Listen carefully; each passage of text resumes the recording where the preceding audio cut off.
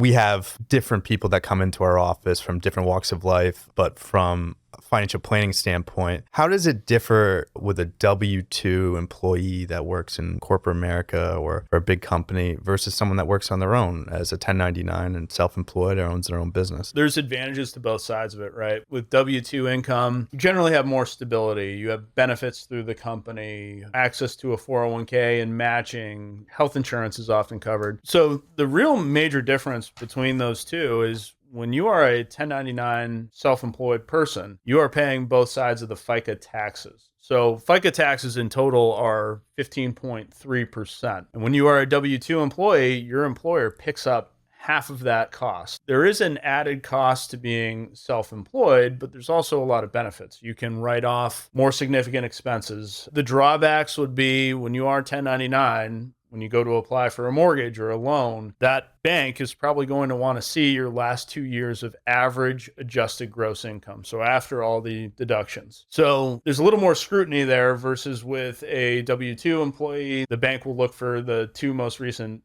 pay stubs, right? There's a higher level of scrutiny on 1099 folks, but that's because of the variability of income. The other thing that I always think about is when you are 1099, you can often have accounts receivable that are out there for 3 months, 6 months. And so the income can be much chunkier. And then you're also responsible for seeing all of that money come into your account and segregating it for taxes. And I think what happens is you recognize at that moment that taxes are your largest expense in life by far. By far. And cash flow planning with quarterlies is significantly different from a W-2 because that is taken out along the way. Right. So understanding exactly how that's going to impact. And then we talk about the retirement side of things where you have access to a SEP or a solo 401k, which have higher contribution limits and have different dates where you can make those contributions. But we want to look at cash flow to ensure that's the appropriate thing for that client.